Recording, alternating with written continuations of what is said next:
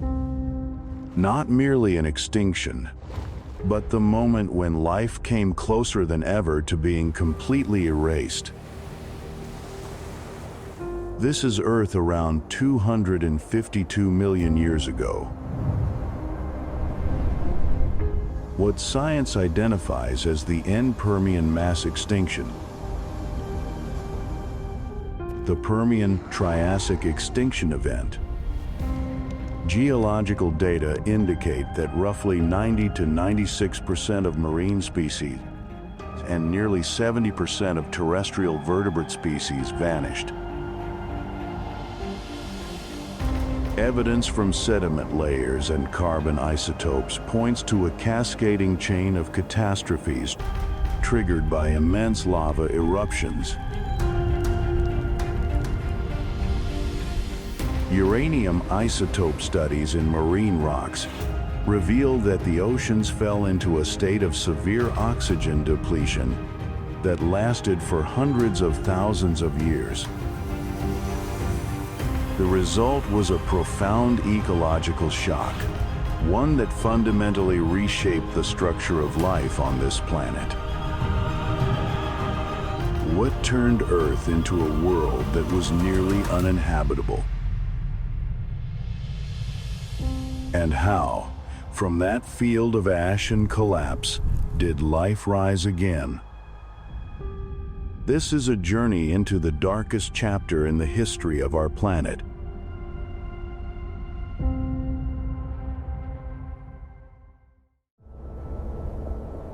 This was the final stage of the Permian period. Just before life faced the greatest crisis ever recorded in Earth's history. Global average temperatures are estimated to have risen by about 8 to 10 degrees Celsius within a geologically short span of time.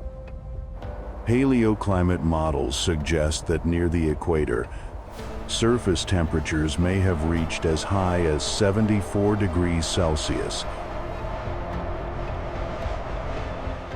Conditions under which the human body could not survive more than a few hours without shelter. You can picture the ground splitting open, rivers running dry.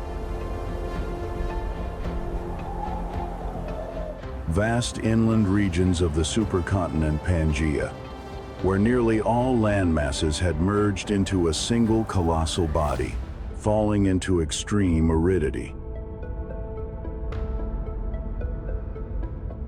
Freshwater sources vanished across hundreds of kilometers in many regions, and lakes and wetlands evaporated. Ecosystems dependent on freshwater collapsed piece by piece.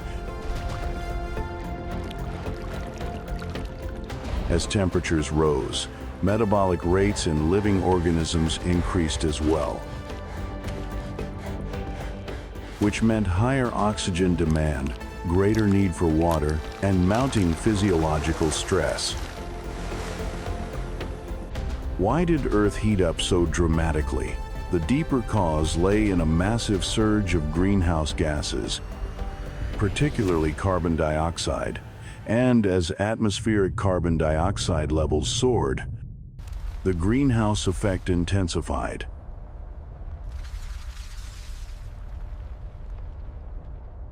Infrared radiation emitted from Earth's surface became increasingly trapped in the atmosphere. The oceans absorbed part of that excess heat. But once their buffering capacity was exceeded, the climate system began triggering cascading feedbacks.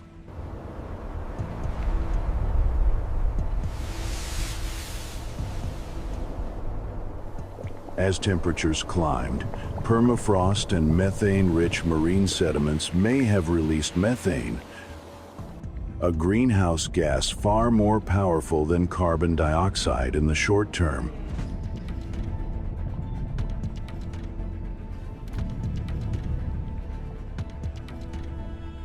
with global average temperatures rising 8 to 10 degrees Celsius.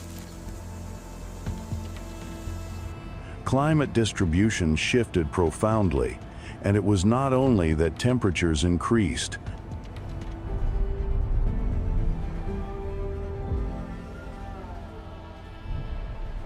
The contrast between day and night, and between hot and cold seasons, likely intensified across vast inland regions. As temperatures crossed the tolerance thresholds of many species, food webs began to unravel. Plants struggled to photosynthesize efficiently under prolonged hot and arid conditions.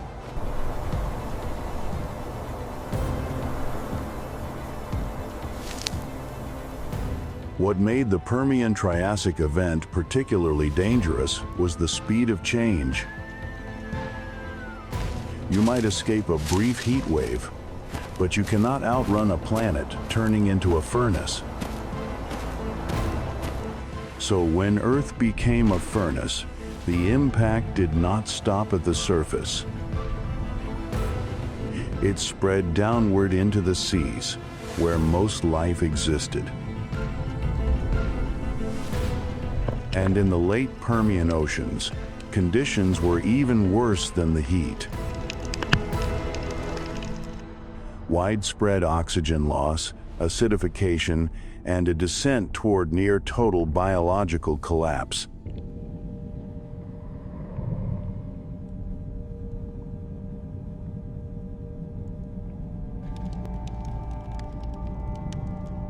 During the crisis phases at the end of the Devonian, geochemical evidence from marine sediments reveals that vast regions of the ocean fell into severe oxygen depletion, a condition known as anoxia.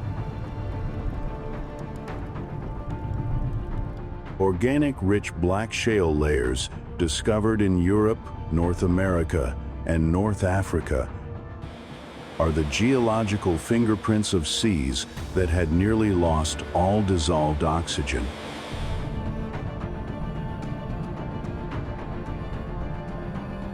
Oxygen in seawater is not merely a chemical component. It is a lifeline for complex organisms. Most fish, arthropods, and mollusks depend on dissolved oxygen to breathe. So what caused it to vanish? One major mechanism was nutrient overload.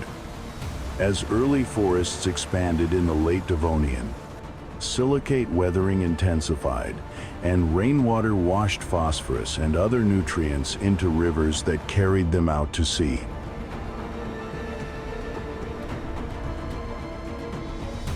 Isotopic studies of sulfur and carbon from Devonian sediments show increased activity of sulfate-reducing bacteria under low oxygen conditions.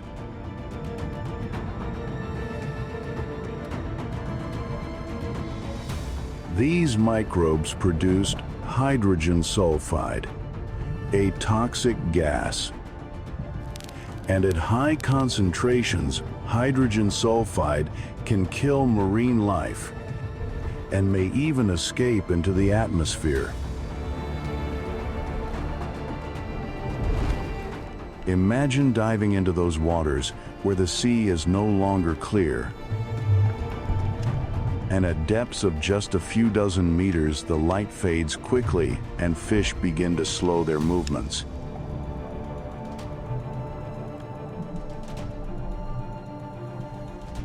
Some rise toward the surface in search of oxygen, while on the seafloor, thick black mud reeks of sulfur. Devonian coral reefs, once among the most complex ecosystems on the planet, began to collapse.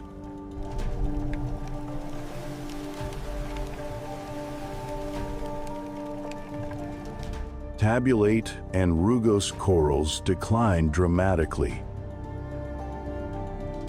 and many large armored fish groups disappeared during these intervals. Why was the ocean so vulnerable?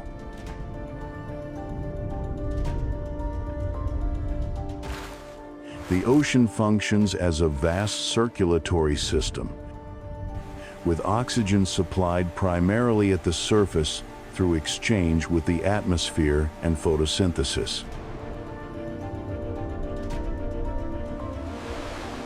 But as sea temperatures shifted and stratification intensified, mixing between surface and deeper waters became restricted.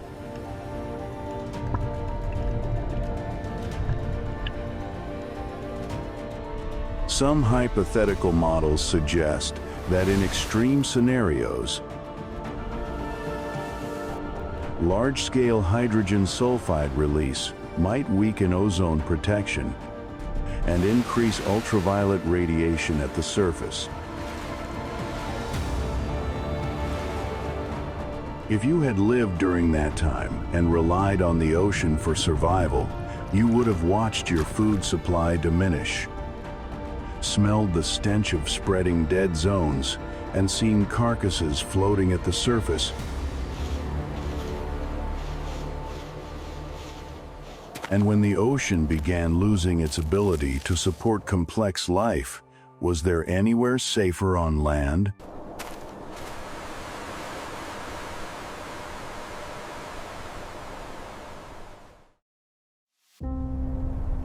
To understand why the biosphere nearly collapsed at the end of the Permian, we have to look north across the supercontinent Pangaea to the site of one of the largest volcanic events in Earth's history, the Siberian Traps. Around 252 million years ago, Earth's crust in what is now Siberia began to fracture on a colossal scale. Basaltic lava did not erupt for days or even years. It continued for hundreds of thousands of years.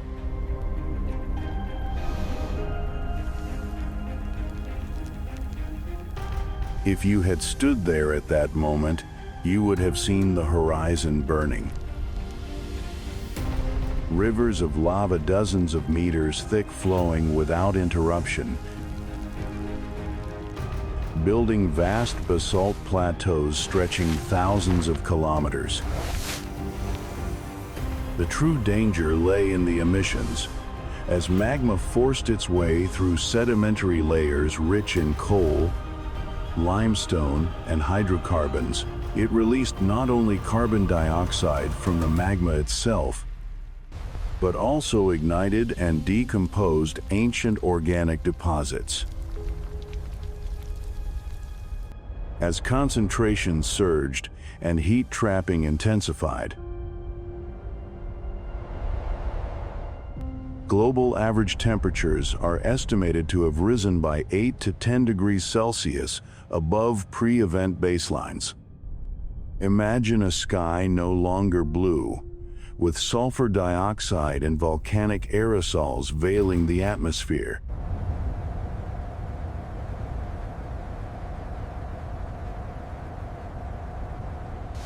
But as carbon dioxide accumulated and began to dominate, long-term greenhouse warming took control. Climate systems lurched violently, and acid rain fell upon ecosystems already under strain.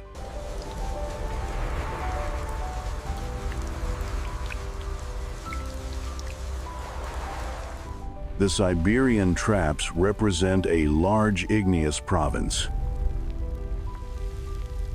A massive magmatic province where eruptions occurred in pulses,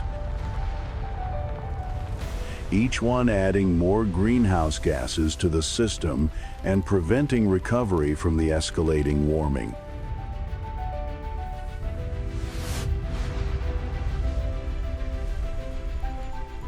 At the same time, halogens such as chlorine and bromine were released, elements capable of destroying stratospheric ozone. As the ozone layer weakened, UVB radiation intensified, damaging the DNA of plants and phytoplankton. Fossilized Permian plant spores reveal widespread structural deformities, clear signs of radiation stress. What made the Siberian traps especially dangerous was the speed of change. In geological terms, tens of thousands of years is extraordinarily rapid.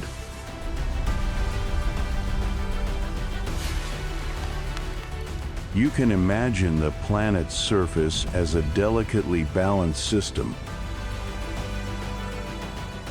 with carbon stored in rock, oceans, and the biosphere. What is truly staggering is the scale of energy unleashed, and all of this unfolded across a supercontinent already arid and vulnerable. There were no widely dispersed oceans like today to moderate climate. The interior of Pangaea lay thousands of kilometers from the sea, leaving ecosystems strained by chronic water scarcity.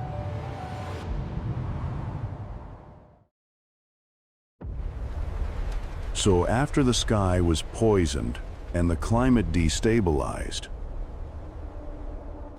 what happened next to the ozone layer and the surge of ultraviolet radiation that followed?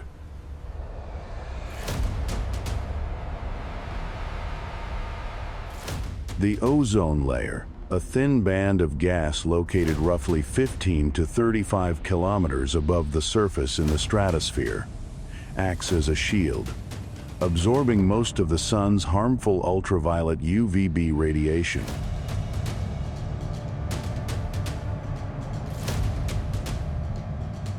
Today, thanks to ozone, the majority of UVC and UVB rays are blocked before they ever reach the ground. But by the end of the Permian, that protective system may have been severely weakened. Studies of fossil spores and pollen at the Permian-Triassic boundary reveal an unusual spike in morphological mutations.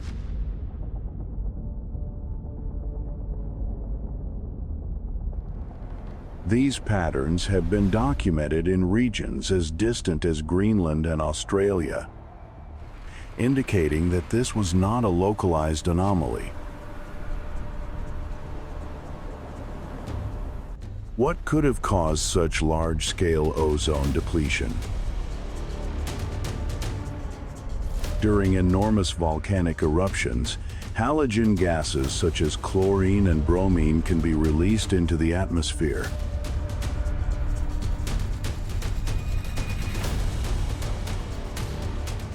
The result is an increase in UVB radiation at the planet's surface.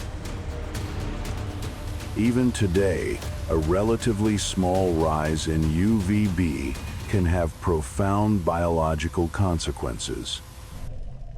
UVB damages DNA, triggers mutations, and inhibits photosynthesis.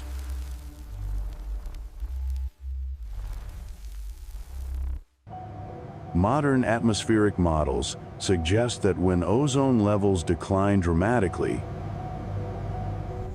UVB intensity at the equator can multiply several times above background levels.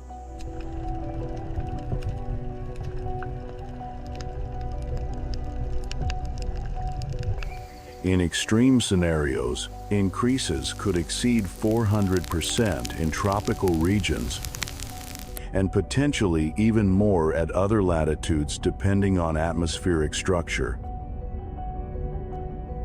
Now imagine sunlight no longer feeling warm and life-giving, but becoming a source of dangerous radiation.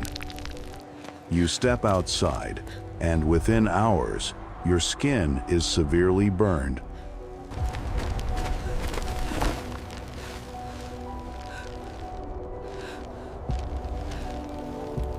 If photosynthesis is impaired by both elevated UV and extreme heat, oxygen production declines as well. Ecosystems already destabilized by climate change would then be struck by an additional shock from intensified radiation. In the oceans, plankton, especially phytoplankton, depend on sunlight for photosynthesis. UVB penetrating shallow waters could significantly reduce surface biological productivity. When primary producers are damaged, the entire marine food web is affected. A weakened ozone layer also means Earth's surface is exposed more directly to high-energy solar radiation.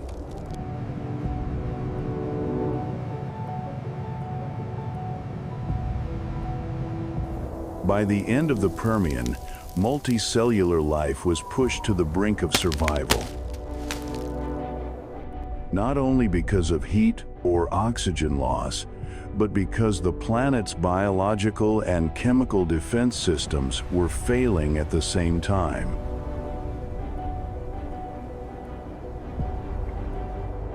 To understand why microorganisms endured while complex ecosystems collapsed, we must look at both the species that vanished and those that survived.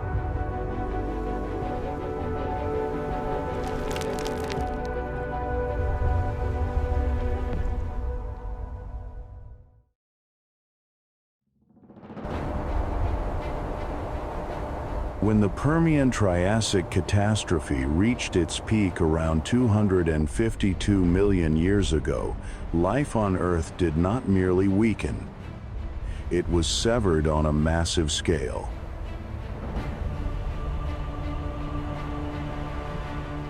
Approximately 96% of marine species disappeared. On land, roughly 70% of vertebrate species went extinct. Trilobites, a group of arthropods that had endured for more than 250 million years, finally vanished completely at the Permian-Triassic boundary. They had survived multiple earlier crises, including the Ordovician and Devonian extinctions. Ancient coral reefs, especially rugose and tabulate corals, collapsed almost entirely.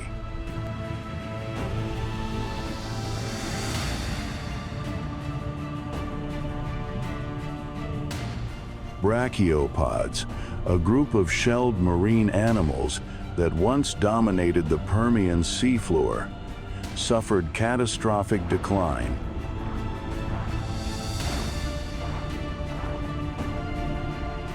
Many families disappeared forever. Ammonoids, the ancestors of modern squid and octopus, were reduced to a handful of surviving lineages that managed to cross into the Triassic.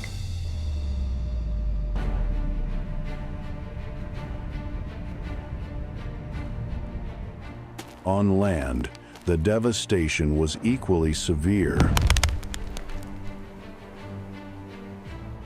Gorgonopsids, the apex predators of the Permian, vanished completely.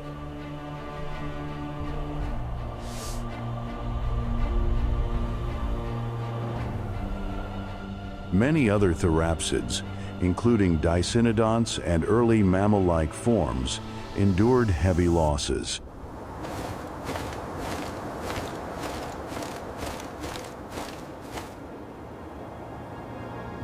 Permian forests declined sharply. The fossil record reveals an abrupt shift in plant communities immediately after the boundary, as stable forest ecosystems were replaced by simpler vegetation dominated by high stress-tolerant species.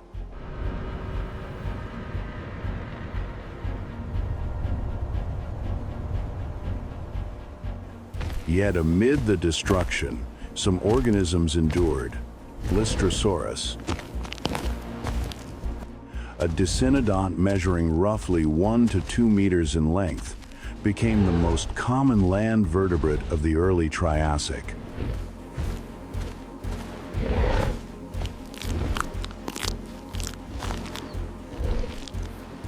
Why were complex ecosystems so vulnerable?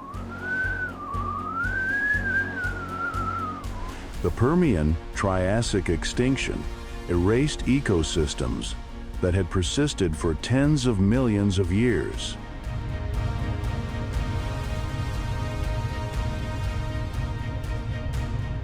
Imagine walking across Earth's surface after the catastrophe. Oceans stripped of vibrant coral reefs, replaced by simplified, repetitive systems with little competition and fewer interactions. It took approximately 5 million years for stable apex predators to reappear. It required 30 to 50 million years for global biodiversity to recover to pre-extinction levels.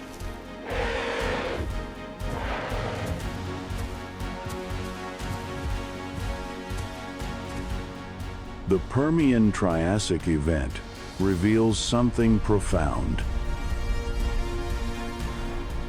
When the foundational structure of the biosphere collapses, recovery is not a short-term process.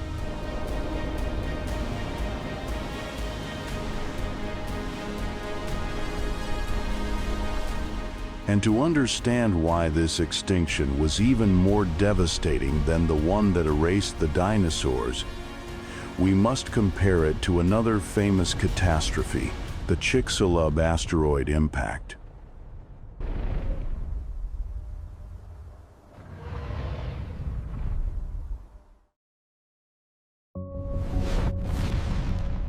When people think about mass extinction, most immediately picture a massive asteroid slamming into Earth and wiping out the dinosaurs.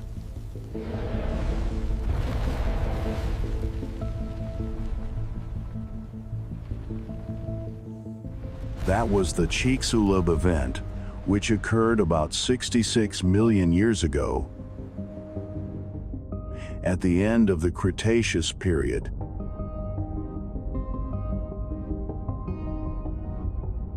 In the first few hours, the planet nearly convulsed as billions of tons of dust and sulfur aerosols were blasted into the stratosphere.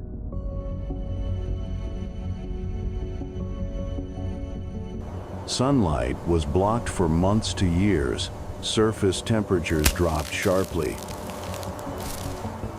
and photosynthesis declined dramatically.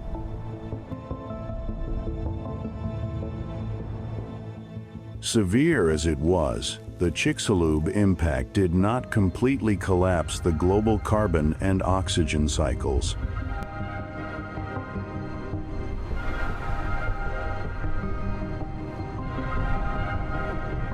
The Permian-Triassic event was different, with extinction levels reaching 96% of marine species and around 70% of terrestrial vertebrates.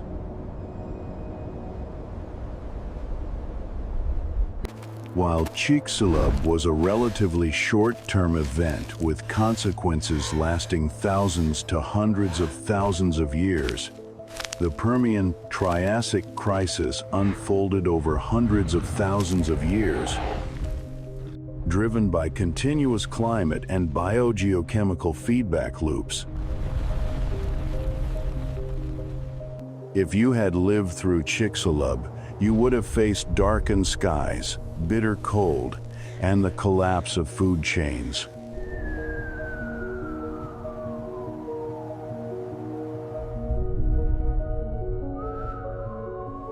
But after a few years to decades, sunlight would return, and ecosystems would begin rebuilding.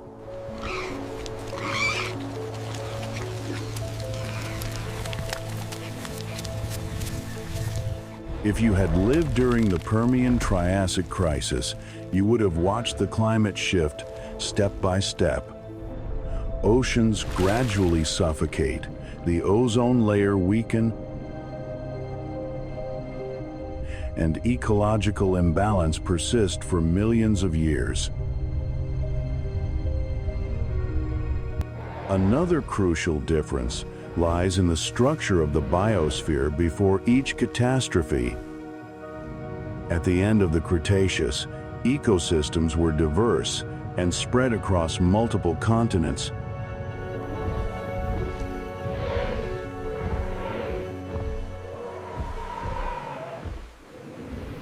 At the end of the Permian, the supercontinent Pangaea had gathered nearly all land into a single mass, making inland ecosystems far more vulnerable to global climate disruption.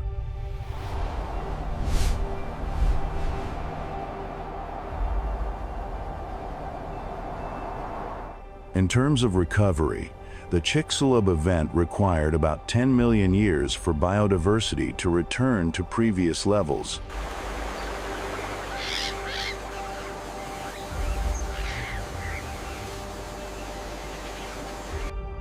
The Permian-Triassic extinction took 30 to 50 million years for the biosphere to fully restructure. That span of time is nearly as long as the entire existence of Homo sapiens. And if the Permian-Triassic event stands as an example of how a climate system can cross its stability threshold, what happens when feedback loops begin to amplify themselves?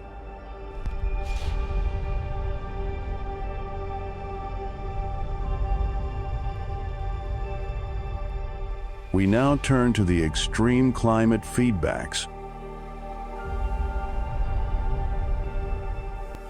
From superheated oceans to the possibility of massive methane release, and how they may have pushed the planet to the brink of total collapse.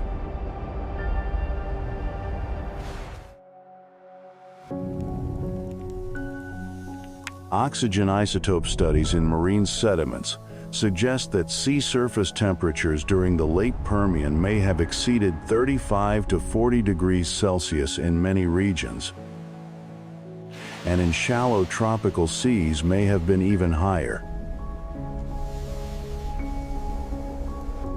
At those temperatures, seawater does more than stress living organisms.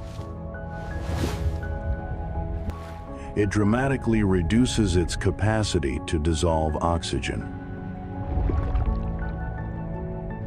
According to climate models, if sea surface temperatures rise above roughly 50 degrees Celsius, the latent energy released from evaporation could be sufficient to generate superstorms with wind speeds exceeding 800 kilometers per hour.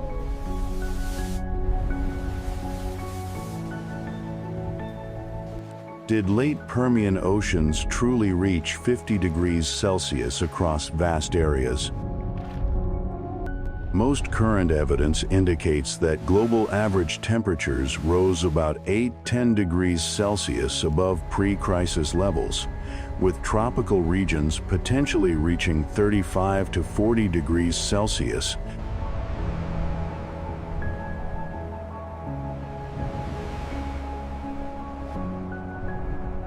For that reason, Hypercanes remain a hypothesis.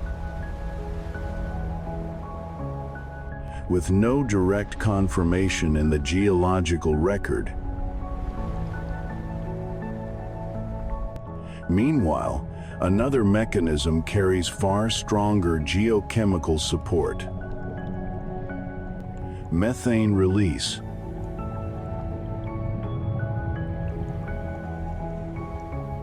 If ocean temperatures rise sufficiently, these hydrates can destabilize, releasing methane into the water column and eventually into the atmosphere.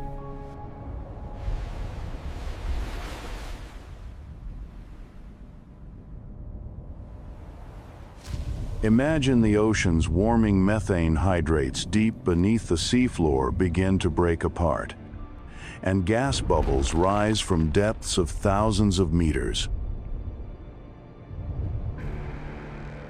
Climate models suggest that the release of just a few thousand gigatons of carbon in the form of methane could drive additional warming of several degrees Celsius.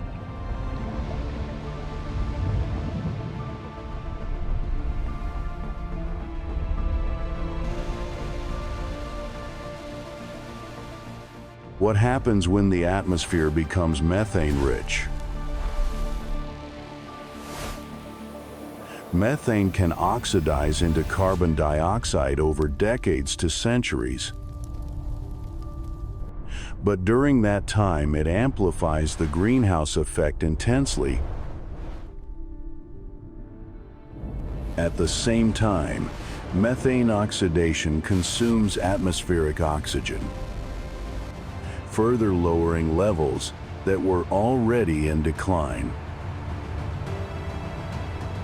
If you had lived through that period, you would not have seen methane with your own eyes. But you would have felt the heat, the suffocating air, and the lifeless oceans. Marine ecosystems already strained by oxygen loss would have faced even higher temperatures and altered ocean chemistry. So were hypercanes and methane the primary drivers? And on a planet already pushed to its physical limits, we must return to the pre-crisis context, the structure of the supercontinent, and an already extreme climate, to understand why the biosphere was so profoundly vulnerable.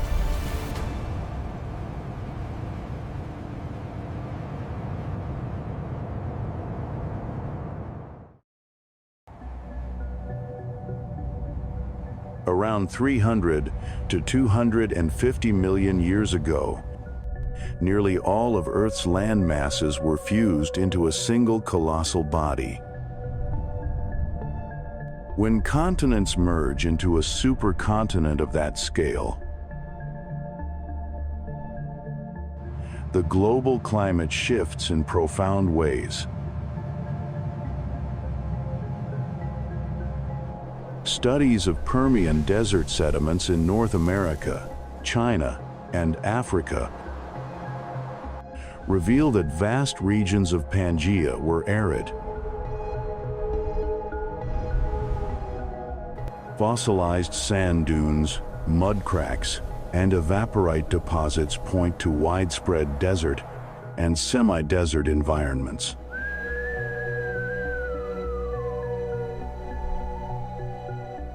Summer temperatures in the continental interior may have exceeded 40 degrees Celsius, while winters could plunge into deep cold due to the lack of moderating ocean influence.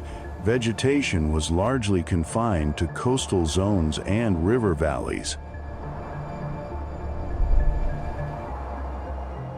The shape of Pangaea also altered wind systems and ocean circulation, with a massive landmass straddling the equator. Ocean currents behaved very differently from those of today.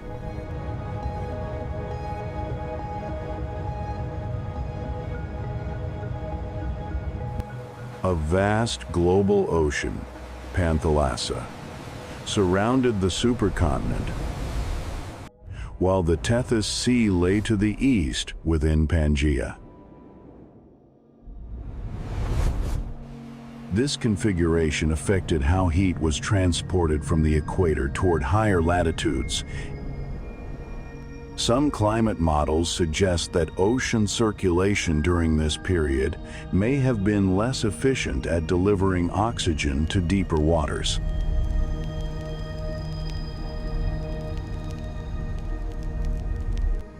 As the continents merged, biodiversity differences between landmasses diminished. Previously separated continents had evolved distinct ecosystems. Once unified, species competed directly across vast connected territories.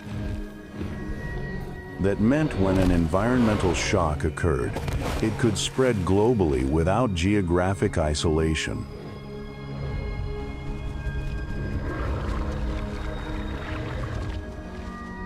Evidence from the late Permian fossil record indicates that many ecosystems were already weakening before the extinction event reached its peak.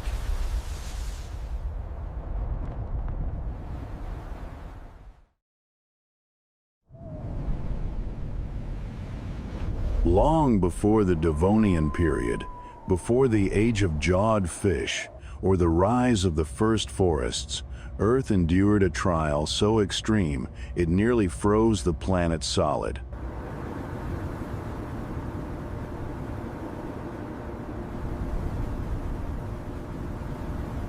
Geologists call it Snowball Earth, a world transformed into a global sphere of ice.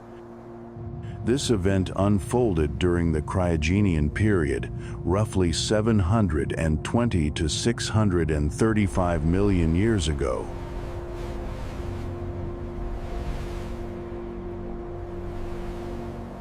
The evidence comes from glacial rock layers discovered in regions that were once located near the equator.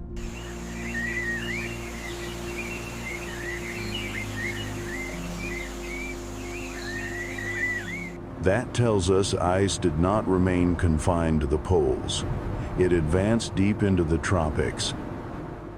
Imagine standing on Earth at that time, a blinding white surface stretching to the horizon.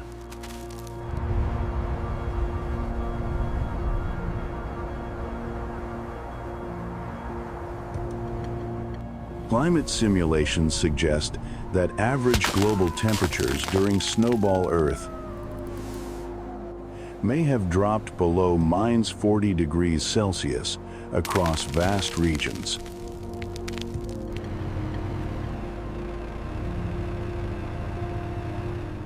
Could life survive under such conditions? The answer appears to be yes, but not the complex life we know today. Microfossils and carbon isotope data indicate that life persisted in the oceans, perhaps beneath thinner ice in equatorial regions or around hydrothermal vents on the seafloor.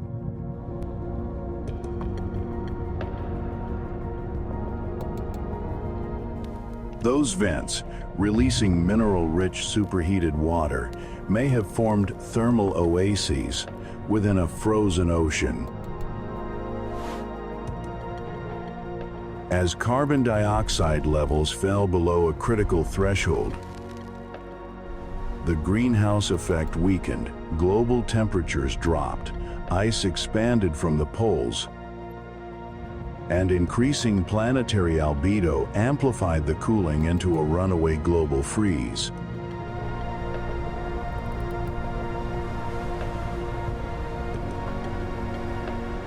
Models suggest carbon dioxide concentrations may have risen to many times pre-industrial levels, 280 parts per million.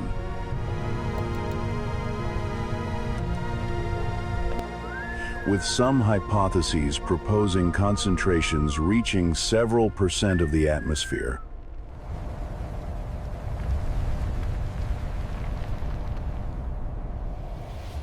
Once greenhouse warming became powerful enough, it destabilized the ice cover, and deglaciation may have occurred rapidly in geological terms.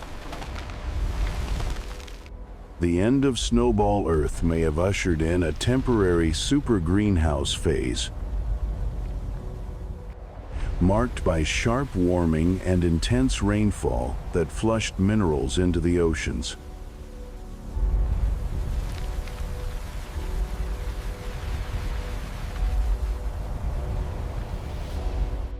Cap carbonate rock layers found directly above glacial deposits provide evidence of this transition. a geological signature of a sudden shift from extreme cold to rapid warming.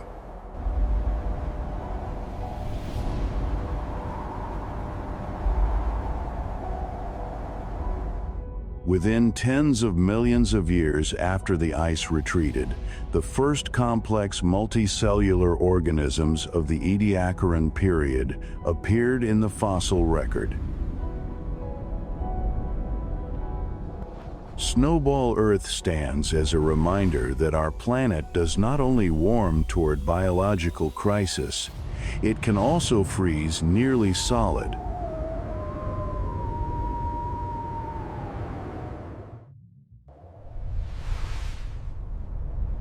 The end Permian mass extinction was not merely a tragic chapter in geological history, it was the most brutal test life has ever faced.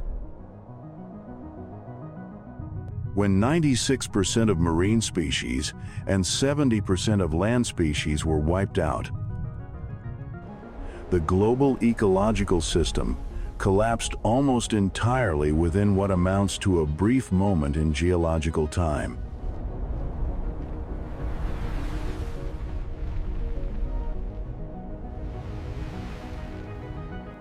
Our existence today is not inevitable. It is the outcome of the extraordinary resilience of the surviving 4%. Organisms that endured the most extreme physical limits the planet could impose.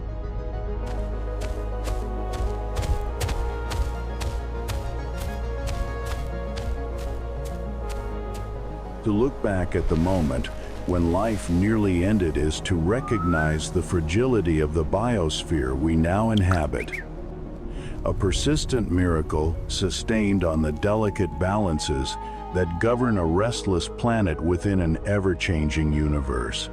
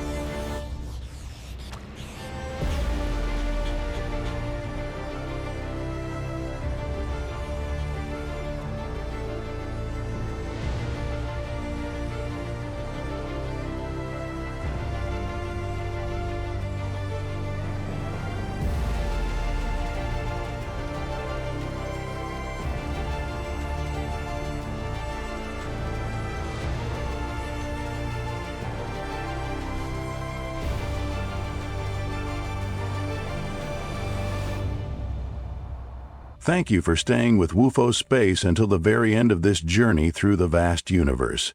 If you found this video interesting and insightful, don't forget to like, share, and subscribe to WUFO Space so you won't miss our next cosmic adventures.